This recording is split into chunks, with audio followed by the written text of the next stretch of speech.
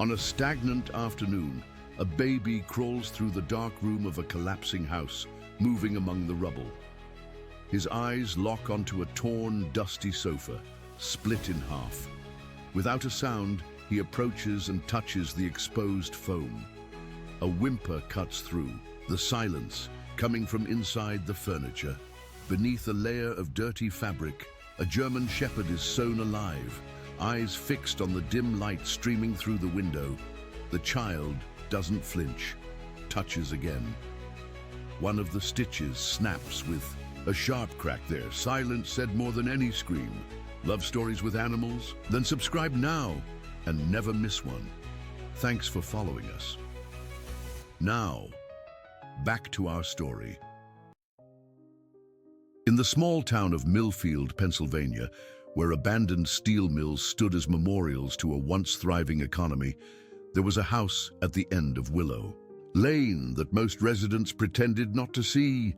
The Harrington house, as it was known to locals, had been vacant for nearly 5 years, ever since old Mrs. Harrington had been taken to a nursing home after her husband's passing.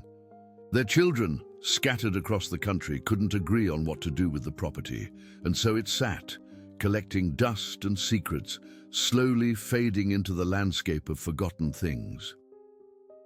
4-year-old Ethan Miller, however, saw the house differently. While adults averted their gaze, Ethan's bright blue eyes were drawn to the structure's weathered facade. From his bedroom window in the modest home where he lived with his Aunt Sarah, he could see the Harrington house standing alone, separated from the rest of the neighborhood by an overgrown yard.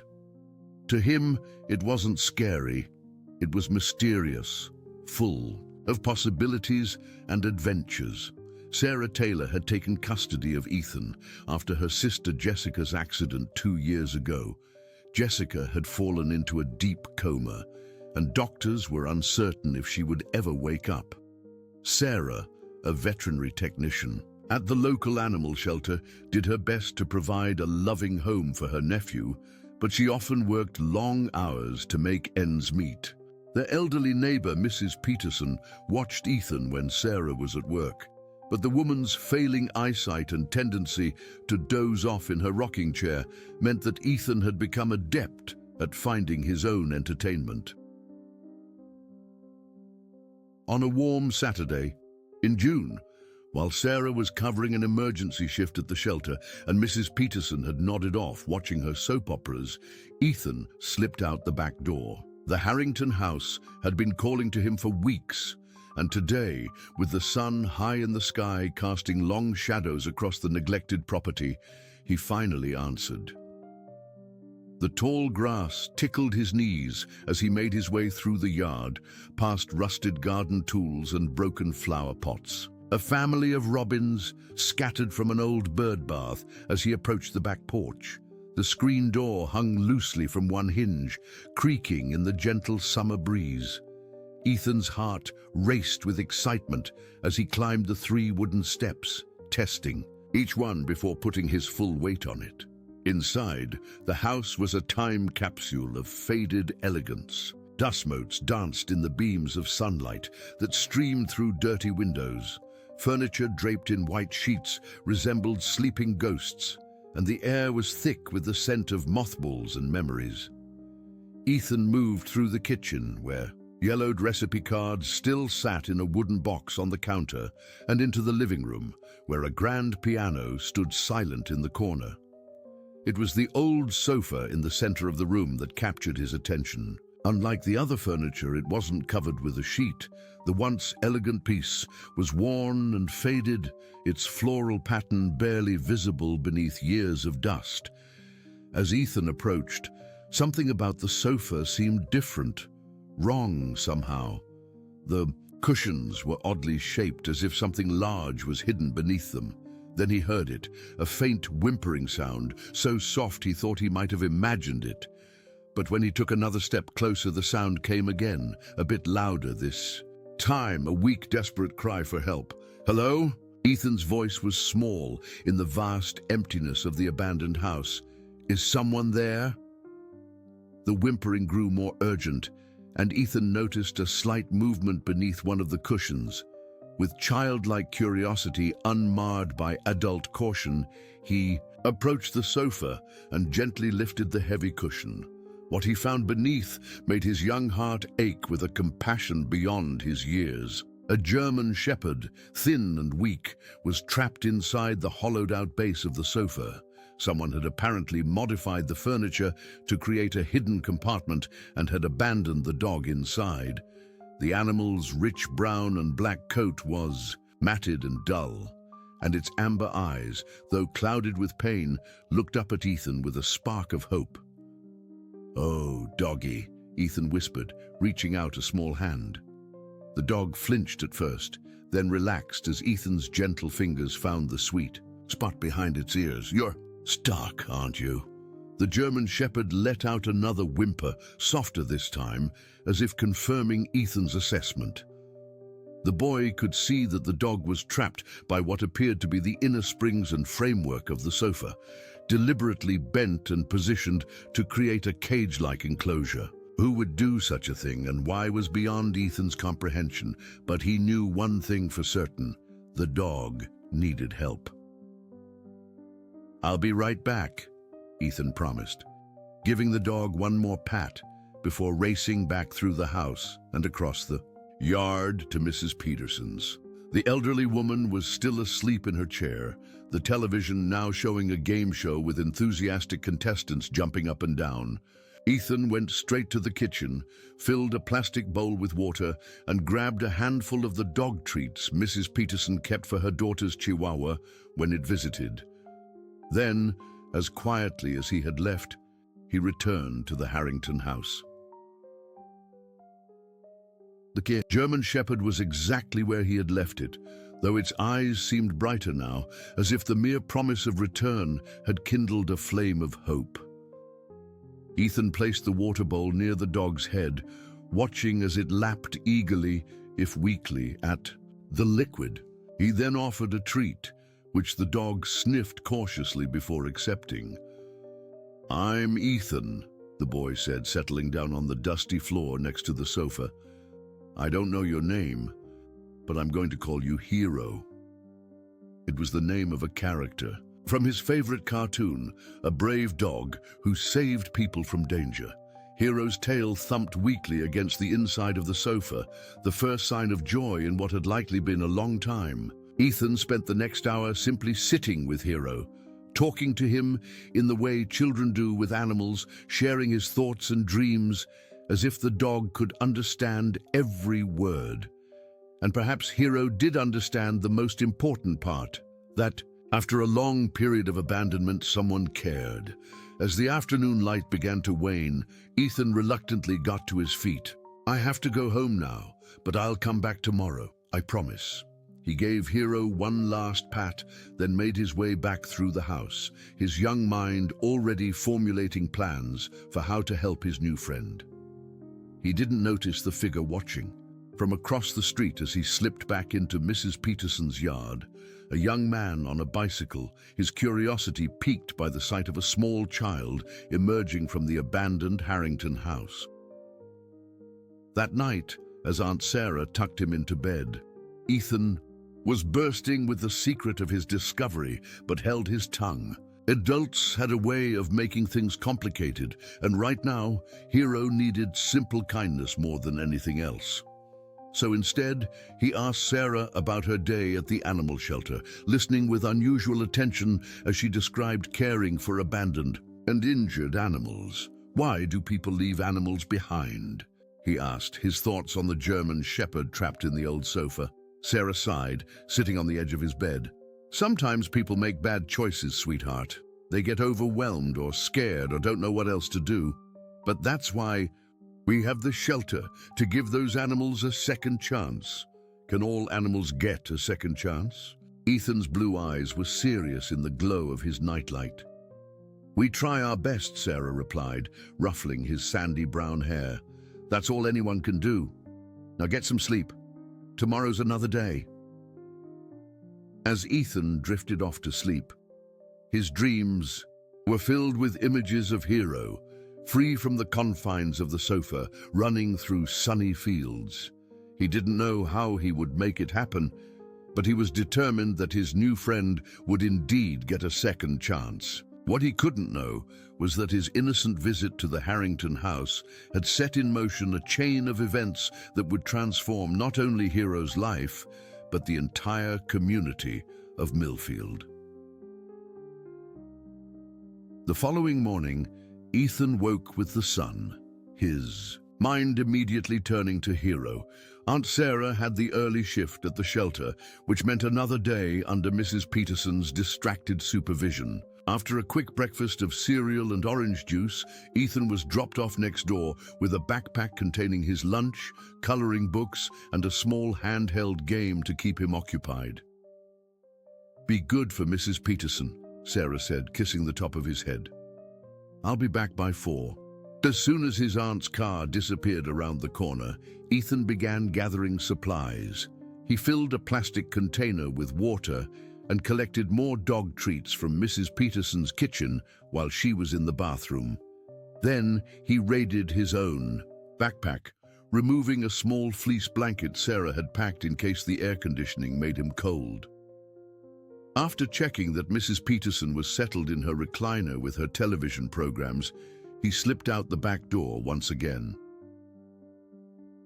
The Harrington house looked different in the morning light, less mysterious and more sad, like a once beautiful face lined with too many hardships. Ethan made his way through the tall grass, his small arms struggling with his supplies.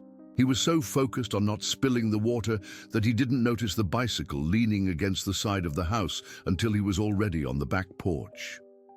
Alarm shot through him. Someone else was here. Cautiously, Ethan pushed open the creaking screen door. He could hear movement from the living room, not the weak whimpering of Hero, but the deliberate sounds of a person moving around.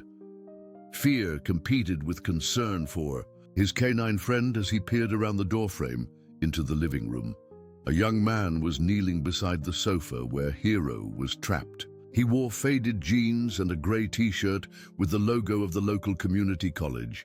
His dark hair fell across his forehead as he leaned forward, offering something to the German shepherd.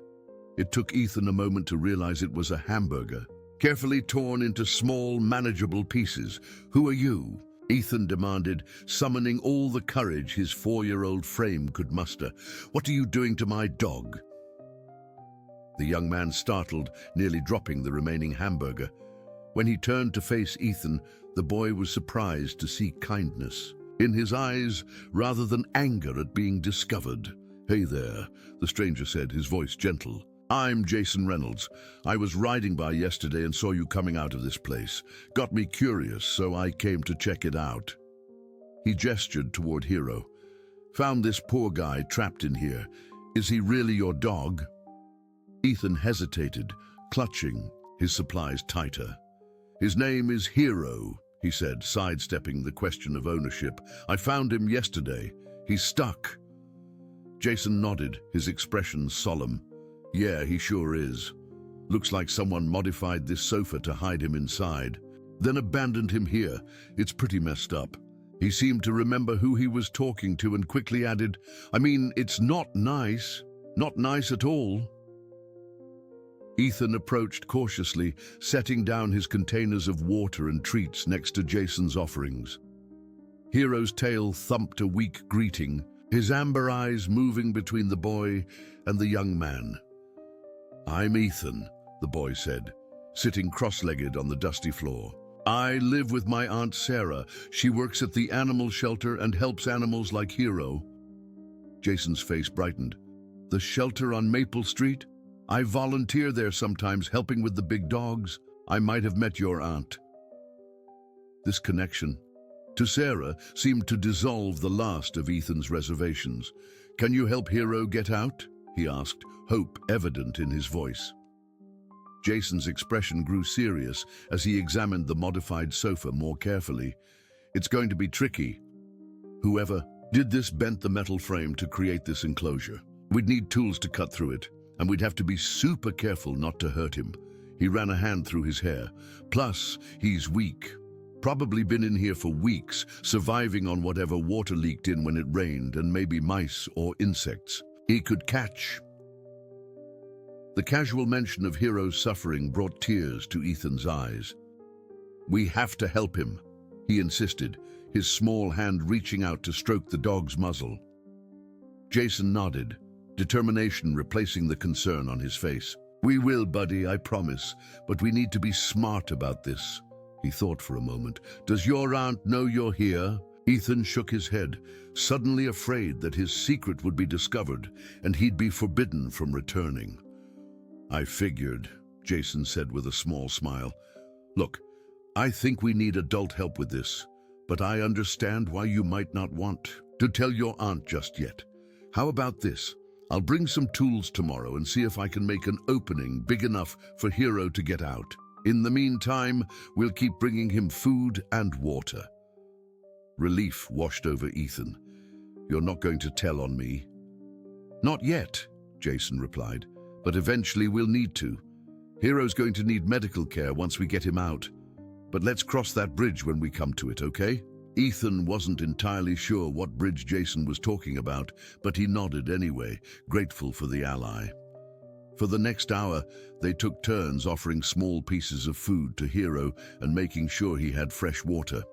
The dog seemed slightly stronger today, his eyes more alert, though he still couldn't move much within his confinement.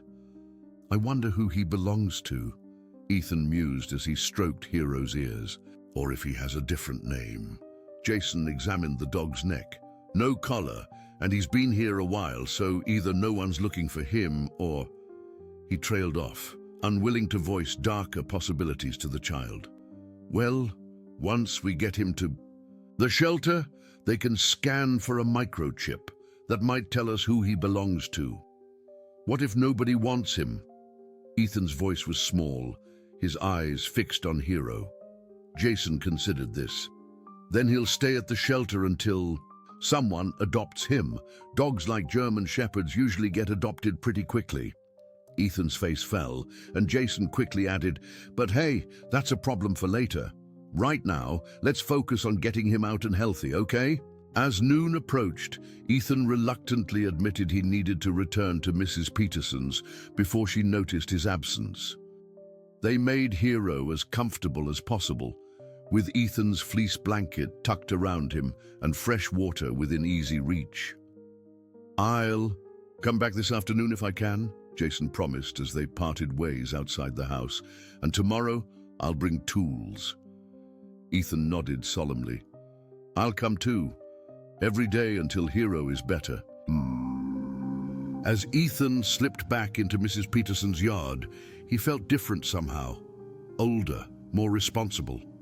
He had a secret mission now, a purpose beyond the ordinary routine of a 4-year-old's life. And he had a new friend in Jason, an unexpected ally in his quest to save Hero. The next few days fell into a pattern. Each morning after Sarah left for work, Ethan would gather supplies and make his way to the Harrington house.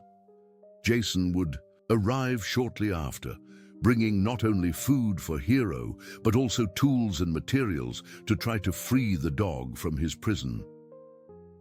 The modified sofa proved to be a more difficult challenge than either had anticipated. The metal frame had been expertly bent and secured, creating a cage that was surprisingly robust. Jason worked carefully, aware that one wrong move could injure the already suffering animal. Meanwhile, Ethan would sit nearby, talking softly to Hero and offering encouragement to both the dog and Jason. By the 4th day, Jason had managed to create a small opening in the frame, not large enough for Hero to escape, but enough to give them better access for feeding and caring for him. The German shepherd was responding to their attention, his eyes brighter and his tail wagging more vigorously when they arrived. It was on this 4th day that their secret was nearly discovered. Ethan had stayed longer than usual, fascinated by Jason's progress with the metal cutters he'd brought. When he finally realized the time and rushed back to Mrs. Peterson's, he found his aunt's car already in the driveway. "Where have you been?" Sarah demanded as he came through the back door, her face a mixture of worry and anger. "Mrs. Peterson had no idea where you were. I've been calling all over the neighborhood." Ethan's mind raced. He wasn't ready to reveal Hero yet, not until they had a plan to get him out safely. "I was playing in the backyard," he said, avoiding her eyes. "In my secret hideout." Sarah's expression softened slightly, but her voice remained firm. "You know better than to disappear like that, Ethan. You scared me and Mrs. Peterson half to death." "I'm sorry," he mumbled, genuine remorse in his voice. He hadn't meant to frighten anyone. That night, as Sarah tucked him into bed, she lingered longer than usual. "You know you can tell me anything, right, Ethan?" she said, brushing his hair back from his forehead. "If something's bothering you, or if you're up to something, I want to know." For a moment, Ethan considered telling her everything. About Hero, about Jason, about their secret mission. But then he thought about the complications that might arise, the possibility that adults might handle things in ways he didn't understand or agree with. So instead, he nodded and said, "I know, Aunt Sarah. I'm just playing. It's fun to have adventures." Sarah studied him for a long moment, clearly not entirely convinced, but willing to let it go for now. "Okay, sweetie. Just please stay where Mrs. Peterson can see you from now on." As she turned out the light and left his room, Ethan stared up at the glow-in-the-dark stars on his ceiling. Tomorrow would be trickier with Sarah on alert, but he was determined to keep his promise to Hero. Somehow, he would find a way back to the Harrington house, back to the faithful German shepherd who waited patiently for liberation, his trusting eyes fixed on the door through which his young savior would return. The next morning, Ethan found himself under much closer supervision. Sarah had spoken with Mrs. Peterson, who, despite her failing eyesight, had promised to be more attentive. The elderly woman had moved her recliner to the sunroom, which offered a clear view of the backyard, and had even dug out an old bell that she rang periodically, expecting Ethan to come running and confirm his whereabouts. By midday, Ethan was nearly frantic with worry about Hero. Had Jason gone to the Harrington house alone? Was the German shepherd wondering why his young friend had abandoned him? As Mrs. Peterson dozed off during her favorite soap opera, Ethan seized his chance. He scribbled a quick note, "Playing at the big tree," and placed it on the table beside her. Then he slipped out the side door, taking a roundabout path to avoid being seen from the sunroom windows. When he reached the Harrington house, he was relieved to find Jason's bicycle leaning against the porch. Inside, the scene that greeted him was unexpected. Jason wasn't alone. A young woman with curly auburn hair pulled into a messy bun was kneeling beside the sofa, examining Hero with gentle hands. "Ethan," Jason looked up with a mixture of relief and apprehension. "I was worried you wouldn't make it today." "Who is she?" Ethan asked, eyeing the stranger warily. Their secret mission was growing less secret by the day. The young woman turned to him with a warm smile. "I'm Olivia Carter. I'm in vet school with Jason. He told me about your furry friend here and thought I might be able to help." Ethan approached cautiously. "Is Hero going to be okay?" Olivia's smile faltered slightly. "He's in rough shape, sweetie. Dehydrated, malnourished, and he's got some infections where the metal has rubbed against his skin, but," she added, seeing the devastation on Ethan's face, "he's also got a strong heart and an incredible will to live. And now he has us, right?" Ethan nodded solemnly, coming to sit beside her. "We're going to save him." "That's right," Olivia agreed, unpacking supplies from a medical bag. "I've brought some things that will help. Antibiotics for his infections, some high-calorie paste to help him gain strength, and pain medication to make him more comfortable." As she worked, Olivia explained what she was doing in simple terms that Ethan could understand. Jason, meanwhile, continued his efforts to widen the opening in the metal frame, making progress inch by painstaking inch.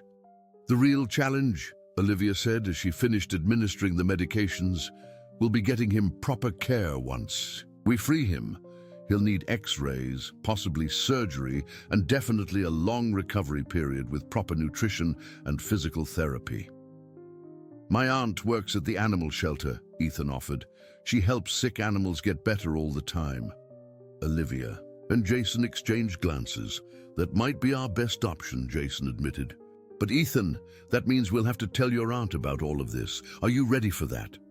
The thought made Ethan's stomach twist with anxiety. Would Aunt Sarah be angry that he'd been sneaking out? Would she understand why he'd kept Hero a secret? But as he looked at the German shepherd, who was now resting more comfortably thanks to Olivia's care, he knew what had to be done. "We can tell her," he decided, "but not until we get Hero out. I promised him." They spent another hour with Hero, during which Olivia made detailed notes about his condition and Jason made significant progress on widening the opening in the metal frame. The dog seemed to respond positively to the medications, his eyes brighter and his movements less strained. "I think tomorrow might be the day," Jason said as they prepared to leave. "The opening is almost big enough, and with Olivia here to monitor his condition, we should be able to slide him out safely." As Ethan turned to go, already dreading the confrontation with Mrs. Peterson over his absence, Olivia placed a gentle hand on his shoulder. "You know, Ethan, what you've done for Hero is really extraordinary. Not many adults, let alone children, would have shown such compassion and determination. You should be proud of yourself." Her words warmed him from the inside out, giving him the courage to face whatever consequences awaited him at home. To Ethan's surprise, Mrs. Peterson was still asleep when he returned, his absence apparently unnoticed. The note he'd left remained untouched. With a mixture of relief and lingering guilt, he settled down with his coloring books, his mind filled with plans for Hero's liberation the following day. But the best-laid plans often go awry, and Ethan's secret mission was about to become very public. The next morning, Sarah announced at breakfast that she had arranged for Ethan to join the day camp at the community center rather than stay with Mrs. Peterson. "Just for today," she explained as she packed his lunch. "Mrs. Peterson has a doctor's appointment, and this way you'll get to play with other kids." Ethan's heart sank. The community center was on the opposite side of town from the Harrington house. There would be no way for him to slip away unnoticed. As Sarah drove him to the center, he stared out the window, trying desperately to come up with a plan. "You're awfully quiet this morning," Sarah observed, glancing at him in the rear view mirror. "Is everything okay?" Ethan nodded, not trusting himself to speak without revealing his distress. At the community center, he gave Sarah a half-hearted hug goodbye, then watched miserably as she drove away. The day stretched before him like an eternity. Inside, the center was buzzing with activity. Children of various ages were engaged in different stations, arts and crafts, reading, building, blocks, and outdoor play. Under normal circumstances, Ethan might have enjoyed the novelty, but today all he could think about was Hero waiting for him in the old sofa. During the morning snack break, he spotted a familiar face across the room. It was Olivia, speaking with one of the day camp counselors. Hope surged through him as he abandoned his apple slices and made his way toward her. "Olivia!" he called, tugging at her sleeve. "What are you doing here?" She turned to him with surprise, then recognition. "Ethan! Jason told me you might be here today. I volunteer for the reading program on Thursdays." She knelt down to his level. "Are you okay? You look upset." In a rush of whispered words, Ethan explained his predicament, how today was supposed to be Hero's Liberation Day, how Jason was probably waiting for them at the Harrington house, how he had no way to get there from the community center. Olivia listened carefully, then checked her watch. "I finish my volunteer shift at noon," she said thoughtfully, "and I have my car. Let me see what I can do." For the next 2 hours, Ethan participated in the day camp activities with renewed energy, his hope restored by Olivia's presence. When lunchtime arrived, she found him in the cafeteria. "I've spoken with the camp director," she said, sitting beside him. "I told her I'm a friend of your aunt's and that I'd like to take you to the animal shelter for a special educational program this afternoon." She agreed, "as long as I have you back by 4 when your aunt picks you up." Ethan's face lit up with joy. "We're going to save Hero." "That's the plan," Olivia confirmed with a conspiratorial wink. "Jason is meeting us there. He's been working on the sofa all morning."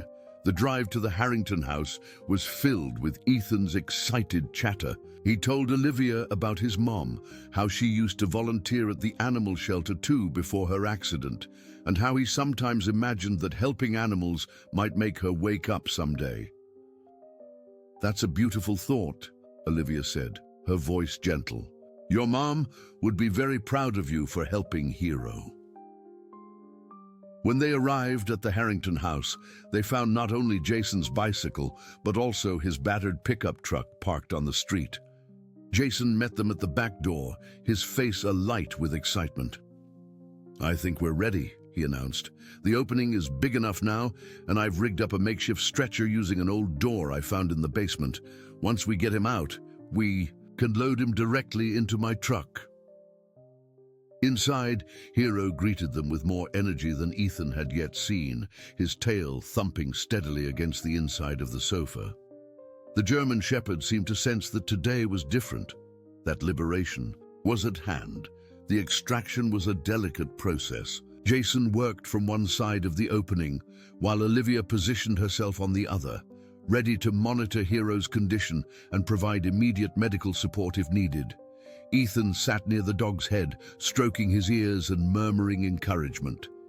"That's it, boy," he said softly as Jason carefully manipulated the remaining metal pieces. "You're almost free, just a little bit longer." When the final obstruction was removed, a collective breath of anticipation filled the room. Hero attempted to move toward the opening, but lacked the strength after weeks of confinement. With infinite care, Jason and Olivia maneuvered their hands beneath the dog's body, supporting his weight as they gradually slid him through the opening and onto the waiting stretcher. Tears streamed down Ethan's face as he beheld Hero in his entirety for the first time.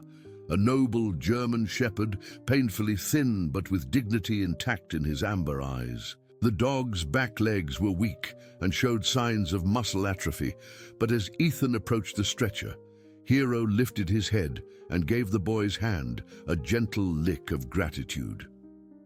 "We did it," Ethan whispered, his small hand resting on Hero's bony shoulder. "You're free now." As Jason and Olivia prepared to move Hero to the truck, the sound of a car door slamming outside froze them all in place. Footsteps approached the back porch, and then a familiar voice called out, "Ethan, are you in there? Mrs. Peterson just called me, frantic because the community center said you left with a friend of mine, but I don't." Sarah appeared in the doorway, her words dying on her lips as she took in the scene before her, her nephew kneeling beside, a severely neglected German shepherd on a makeshift stretcher, flanked by 2 young adults she vaguely recognized from the shelter. "What in the world is going on here?" she demanded, her voice a mixture of confusion, anger, and concern. Ethan looked up, tears still streaking his dusty cheeks. "Aunt Sarah, this is Hero. He was trapped in the sofa, and we saved him. Please don't be mad. He needs our help." Sarah's expression cycled through several emotions in rapid succession before settling on professional determination. She approached the stretcher, her trained eye assessing Hero's condition. How long has he been in there? She asked, directing her question to Jason and Olivia. We're not sure, Jason replied. Ethan found him 5 days ago, but based on his condition, he could have been trapped for weeks. Sarah knelt beside the stretcher, her gentle hands exploring Hero's emaciated frame. He needs immediate veterinary care, she said, her voice taking on the calm efficiency Ethan recognized from when she discussed her work at the shelter. The clinic where I work is closed now, but Dr. Martinez might be willing to meet us there for an emergency case. She turned to Ethan, her expression softening. We'll talk about your adventures later, young man. Right now, let's focus on getting Hero the help he needs. As they carefully lifted the stretcher and carried Hero out to Jason's truck, none of them noticed the neighbors who had begun to gather on the street, drawn by the unusual activity at the long-abandoned Harrington house. Among them was Tom Jenkins, a reporter for the local newspaper, who had been driving by on his way to cover a town council meeting. His journalistic instincts piqued. He approached Sarah as she was helping settle Hero in the truck bed. Excuse me, he said, notepad already in hand. Mind telling me what's going on here? Sarah hesitated, but Ethan, in the directness of childhood, piped up from the truck. We're saving Hero. He was trapped in a sofa in the old house, and now we're taking him to the animal doctor. Tom's eyebrows shot up as he jotted down notes. A dog trapped in a sofa? How long? Who found him? I did, Ethan said proudly, and my friends helped me get him out. As Sarah hurriedly explained that they needed to get Hero to the vet immediately and would answer questions later, Tom snapped a quick photo of the German Shepherd on the stretcher, with Ethan's small hand resting protectively on his head. It was an image that would soon captivate the entire town of Millfield, transforming the fate of not only Hero, but the Harrington house itself. By the following morning, Hero's story had spread throughout Millfield like wildfire. Tom Jenkins's article titled "Child's Compassion Saves Abandoned Dog" appeared on the front page of the Millfield Gazette, complete with the poignant photo of Ethan's small hand resting on Hero's head. The article detailed how the 4-year-old had discovered the German Shepherd trapped inside a modified sofa in the abandoned Harrington house and had enlisted help to free the suffering animal. The response was immediate and overwhelming. The animal shelter's phone lines were flooded with calls from citizens wanting to know how they could help. Donations poured in for Hero's medical care, and volunteers offered their services to the already understaffed shelter. Dr. Martinez, the veterinarian who had rushed to the clinic to treat Hero the previous evening, found himself giving impromptu interviews to local television stations. At the center of this whirlwind was Ethan, bewildered by the sudden attention, but steadfast in his devotion to Hero. Sarah had taken the day off work to be with her nephew, recognizing that the events of the past week had been emotionally taxing for the young boy. Am I in trouble? Ethan asked as they sat at the kitchen table sharing a late breakfast. The previous night had been a blur of activity, rushing Hero to the clinic, waiting anxiously as Dr. Martinez examined him, and finally returning home long past Ethan's bedtime with the assurance that while the German Shepherd's condition was serious, he was stable and receiving the care he needed. Sarah considered the question, stirring her coffee thoughtfully. I'm not happy that you were sneaking out and going into an abandoned house, Ethan. That was dangerous, and you know better. Her expression softened. But I understand why you did it. You saw an animal in need, and you wanted to help. That's a good instinct. So, not in trouble? Ethan clarified, hope evident in his voice. Let's call it a draw, Sarah replied with a small smile. No punishment, but we need to have a serious talk about safety and honesty. Deal? Ethan nodded solemnly, relief washing over his features. Can we go see Hero today? We can, Sarah confirmed. Dr. Martinez called this morning. Hero had a comfortable night and is showing signs of improvement. He's still very weak, but he's responding well to treatment. The doorbell interrupted their conversation. Sarah opened the front door to find Olivia standing on the porch, looking apologetic. "I'm sorry to bother you," the vet student said, "but there's something happening at the Harrington house that you both might want to see." Curious, Sarah and Ethan followed Olivia to her car. As they drove the short distance to Willow Lane, Ethan noticed that the usually quiet street was lined with vehicles. A small crowd had gathered in front of the Harrington house, and to his astonishment, people were carrying furniture and boxes out of the dilapidated structure. "What's going on?" Sarah asked as they joined the throng. An older woman with silver hair and bright eyes turned to them with a smile. "You must be Sarah and Ethan. We've been hoping you'd come by. I'm Eleanor Harrington, William and Martha's daughter." "The owners of the house?" Sarah clarified, shaking the woman's outstretched hand. Eleanor nodded. "One of their children, yes. My brothers and I read about what happened here, about the brave little boy who saved that poor dog." She smiled warmly at Ethan. "It made us realize how shamefully we've neglected this property while arguing about what to do with it. So, we've decided to donate the house to the community." "Donate it?" Sarah echoed, clearly surprised. "For what purpose?" "We're still working out the details," Eleanor admitted, "but after speaking with some local organizations this morning, we're leaning toward converting it into a satellite location for the animal shelter, a place for rehabilitation and adoption, events with a special focus on animals that have suffered neglect or abandonment." The idea took Sarah's breath away. The shelter had long needed additional space, especially for longer-term rehabilitation cases. "That's incredibly generous," she managed, her mind already racing with possibilities. "It feels right," Eleanor said simply. "My parents loved animals. They'd approve of this new chapter for their home." She gestured to the activity around them. "We're clearing out the old furniture and personal items today.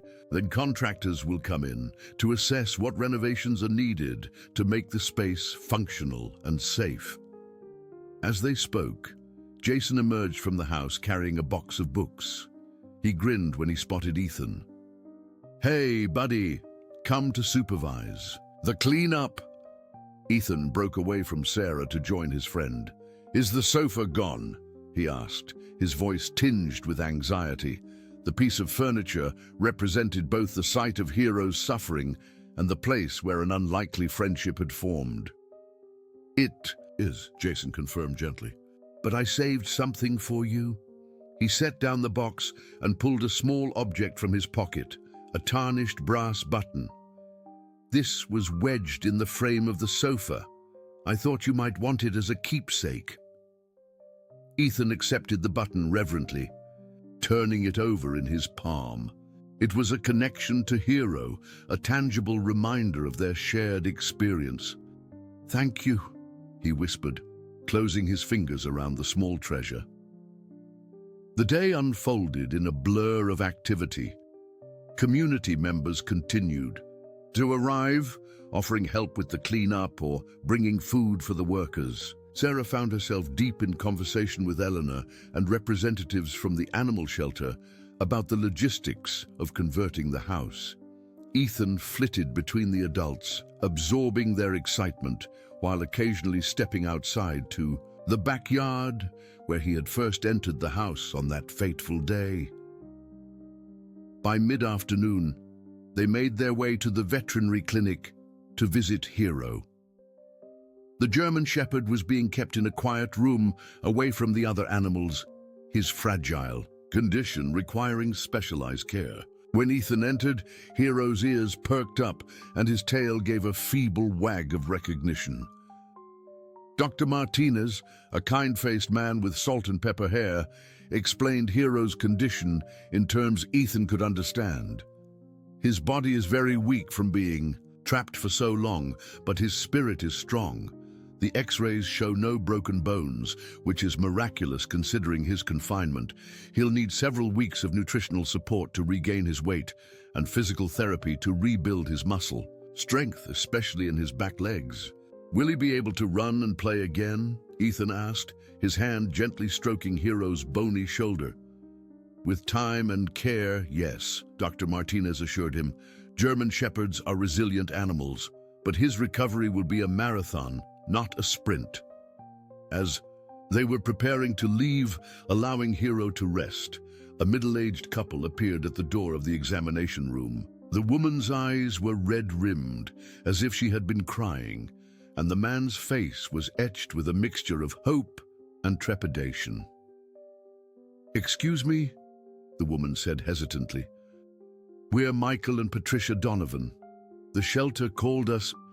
They think this might be our Duke." A hush fell over the room as all eyes turned to the German Shepherd on the examination table. Hero, or possibly Duke, lifted his head at the sound of the woman's voice, his amber eyes focusing intently on the newcomers. Patricia approached slowly, tears flowing freely now. "Duke?" she called softly.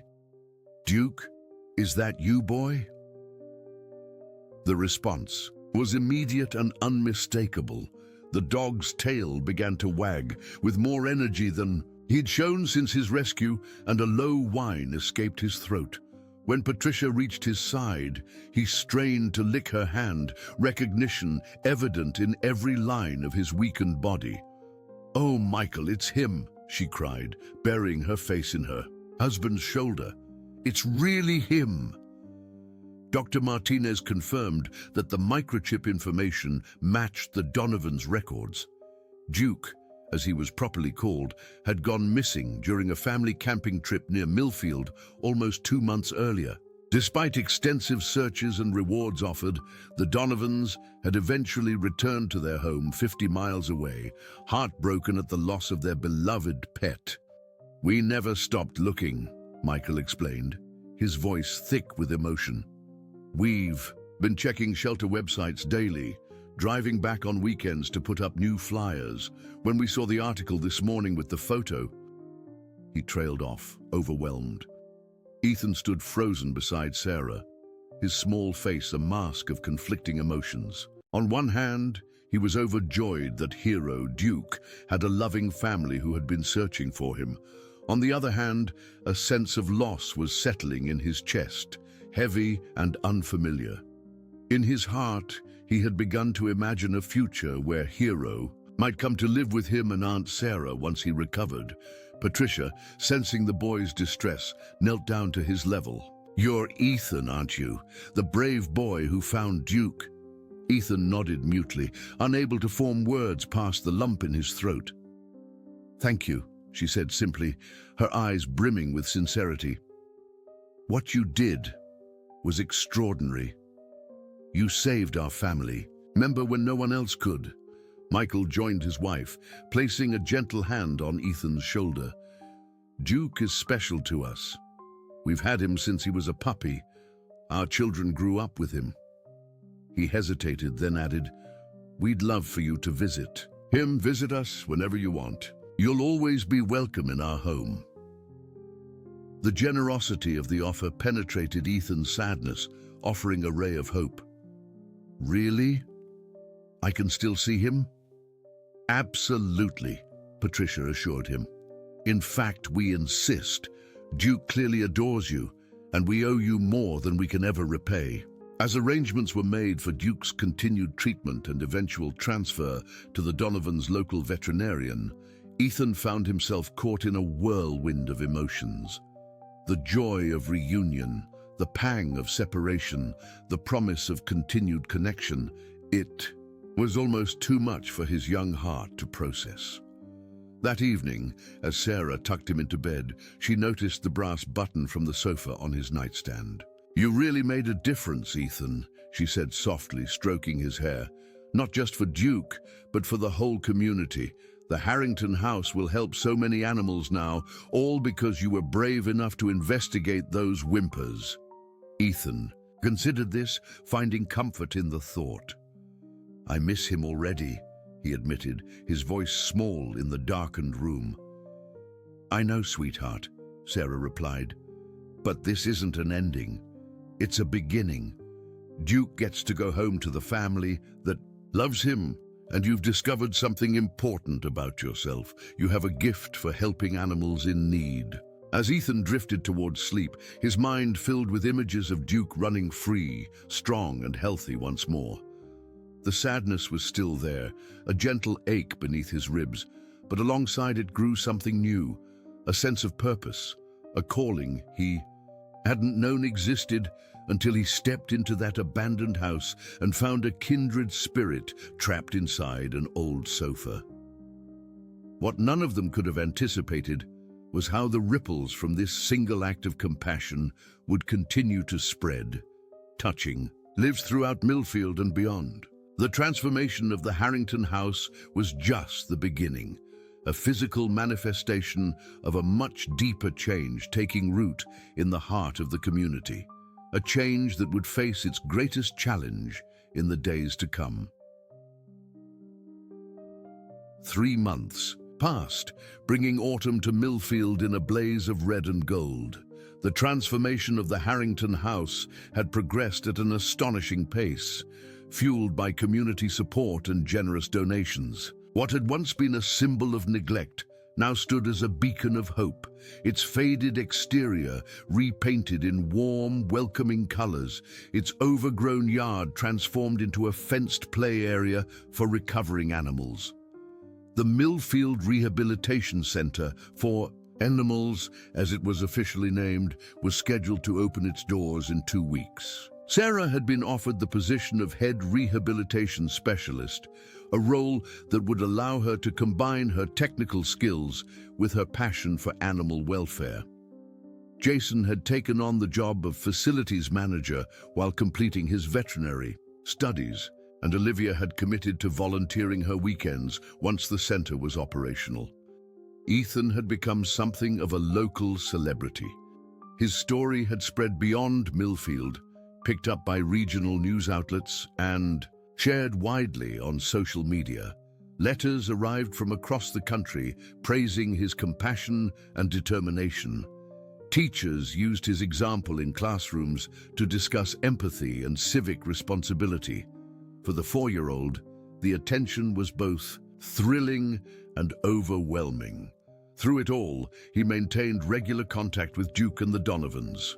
True to their word, they had welcomed Ethan into their lives, driving to Millfield every other weekend so that Duke could visit with his young rescuer. The German Shepherd's recovery had been remarkable. Under expert care and surrounded by love, he had regained weight and strength, though he still favored his left hind leg slightly when tired. On this particular Saturday, Ethan sat on the front steps of what had once been the Harrington house, waiting for the Donovans' familiar SUV to appear. Sarah worked inside, organizing supplies for the upcoming opening, while Jason directed a team of volunteers installing the last of the outdoor kennels.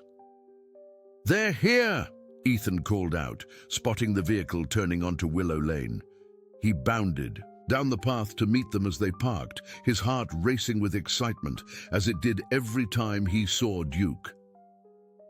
The German Shepherd was the first out of the car, moving with a grace that belied his previous condition. When he spotted Ethan, his entire body wiggled with joy, and he strained at the leash Michael held, eager to greet his young friend.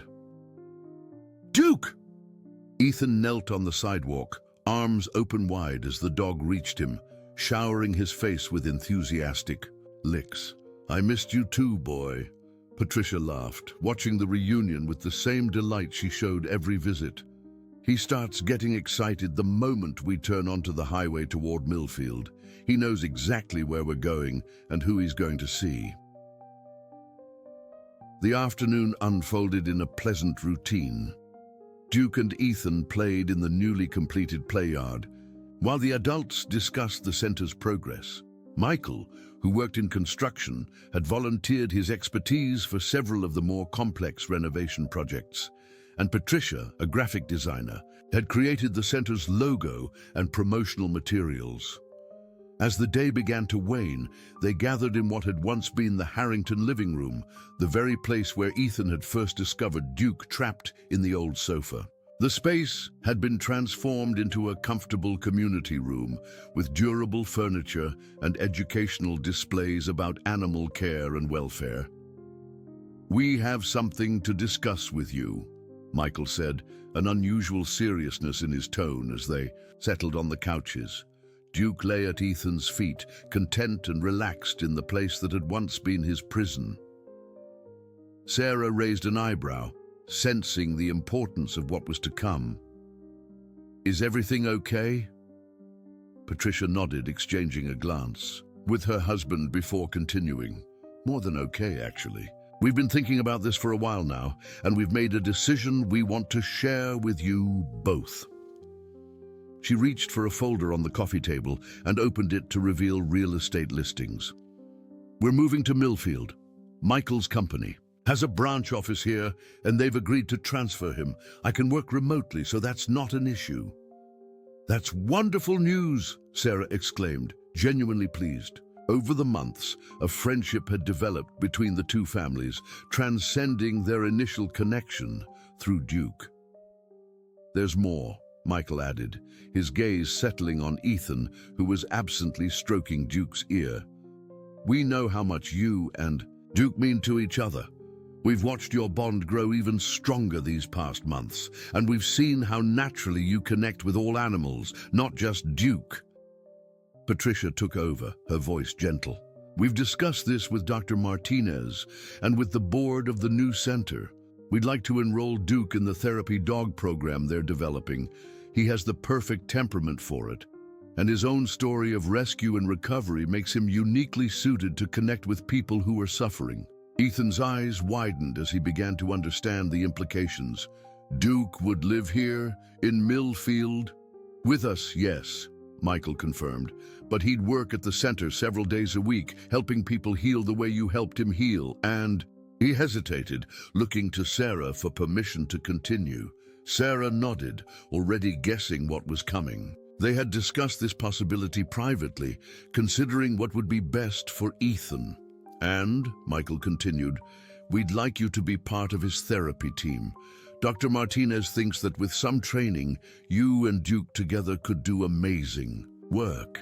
Of course, you'd need your aunt's supervision and approval for each session, and your schooling would always come first once you start kindergarten next year." The proposal hung in the air, weighty with possibility. Ethan looked to his aunt, uncertain how to process this unexpected turn of events. Sarah smiled encouragingly. "What do you think, Ethan? Would you like to work with Duke to help other people?"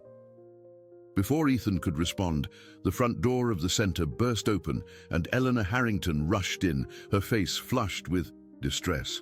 "Sarah, thank goodness you're here. We have a situation." The adults rose immediately, alarmed by her tone. "What's happening?" Sarah asked. Eleanor caught her breath, leaning against the doorframe. "It's the zoning board. They've called an emergency meeting for Monday morning. Walter Simmons is challenging our permits for the center." A collective groan filled the room. Walter Simmons was a prominent local developer known for his aggressive acquisition of properties throughout Millfield. He had made no secret of his interest in the Harrington property, envisioning luxury condominiums where the historic home stood. "On what grounds?" Michael asked, his construction background giving him insight into the complexities of zoning regulations. "He's claiming the residential zoning doesn't allow for an animal facility, despite the special use permit we were granted," Eleanor explained. "And he's gathered support from a few neighbors who are concerned about noise and decreased property values." Sarah's heart sank. They were so close to opening the center, so close to realizing the dream that had grown from Ethan's simple act of compassion. "What can we do?" "The board is allowing public comments at the meeting," Eleanor said. "We need to show community support, demonstrate the value the center will bring to Millfield." As the adults launched into planning mode, discussing strategy and who to contact, Ethan sat quietly with Duke, processing the new threat to the center. The German shepherd seemed to sense his distress, pressing his warm body closer to the boy's side in a gesture of comfort. "They can't close the center, can they?" Ethan finally asked, his voice small but determined. "Not after everyone worked so hard." The room fell silent as all eyes turned to the child. In the midst of their adult concerns, they had momentarily forgotten that at the heart of this entire endeavor was a little boy's simple desire to help a suffering animal. "We'll do everything we can to prevent that," Sarah assured him, kneeling to his level. "But it might be a difficult fight." Ethan's brow furrowed in thought. "Can I come to the meeting? Can I tell them about Duke?" The adults exchanged glances, considering the idea. "It's a public meeting," Eleanor said slowly. "Anyone can attend and speak if recognized by the chair." "The personal connection might be powerful," Patricia added, her marketing instincts engaged. "Especially coming from Ethan. He's the reason all of this started." By Monday morning, word of the zoning challenge had spread throughout Millfield. When Sarah and Ethan arrived at Town Hall for the meeting, they were astonished to find the parking lot full and a crowd gathering on the steps. Jason and Olivia waved them over, while the Donovans stood nearby with Duke, who was wearing his new therapy dog vest for the first time. Inside, the meeting room was packed to capacity. Walter Simmons sat at the front with his legal team, his expression confident as he surveyed the crowd. The 5 members of the zoning board looked somewhat overwhelmed by the turnout as they called the meeting to order. The proceedings began with Simmons presenting his case against the center. His arguments were technical and dry, focusing on zoning classifications and property values. Several of his supporters spoke next, expressing concerns about traffic, noise, and the character of the neighborhood. When it was time for the center's supporters to speak, Eleanor went first, presenting a passionate defense of the project and its community benefits. She was followed by Dr. Martinez, who explained the therapeutic value of the programs they planned to offer. Then it was Ethan's turn. Sarah had helped him prepare what to say, but as he approached the microphone, adjusted to his height by a helpful clerk, she held her breath, knowing how intimidating the formal setting must be for a 4-year-old. Ethan looked out at the sea, of faces momentarily frozen. Then his gaze found Duke, sitting alertly beside Michael at the back of the room, and courage flooded his small frame. "My name is Ethan Miller," he began, his voice clear in the hushed room. "I found Duke in the old sofa at the Harrington house. He was trapped and scared and hurt, but he still wagged his tail when I talked to him." A murmur of emotion rippled through the audience as Ethan continued, telling the story in his own simple words, how he had visited Duke every day, how Jason and Olivia had helped free him, how the community had come together to save one dog and ended up creating something bigger than any of them had imagined. Duke has a family now, and he's going to help other people who are sad or scared, Ethan concluded. But there are more animals like Duke who need help. If you close the center, where will they go? Who will help them? The silence that followed his question was profound. Even Walter Simmons looked uncomfortable, shifting in his seat as he avoided meeting the earnest gaze of the child at the microphone. The zoning board chair cleared his throat. "Thank you, Ethan. That was very moving." What happened next would later be described by the Millfield Gazette as an unprecedented display of community solidarity. Person after person rose to speak in support of the center. Neighbors who had initially been concerned but had changed their minds after learning more about the project. Business owners who anticipated economic benefits from visitors to the center.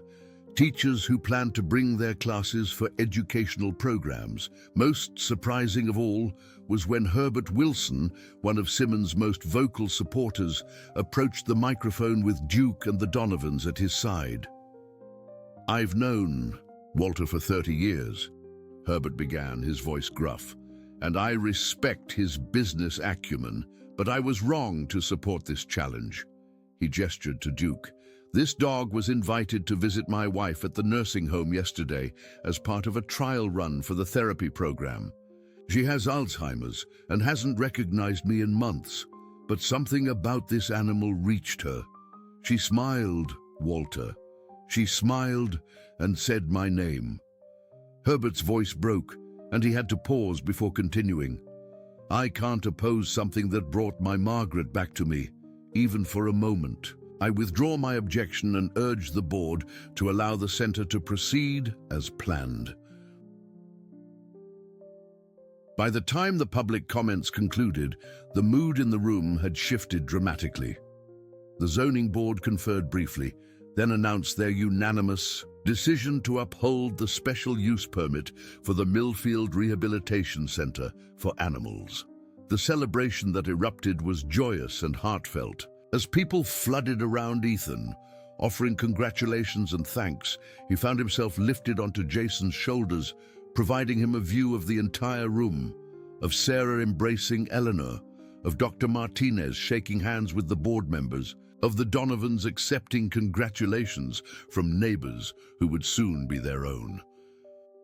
And at the center of it all was Duke, sitting calmly amid the excitement, his amber eyes fixed on Ethan with the same trust and affection that had begun in the dusty confines of an abandoned house. 2 weeks later, the center opened its doors with a ribbon-cutting ceremony that drew hundreds of attendees. Ethan, with Duke by his side, was given the honor of cutting the ribbon, officially beginning a new chapter for the Harrington House and for Millfield itself.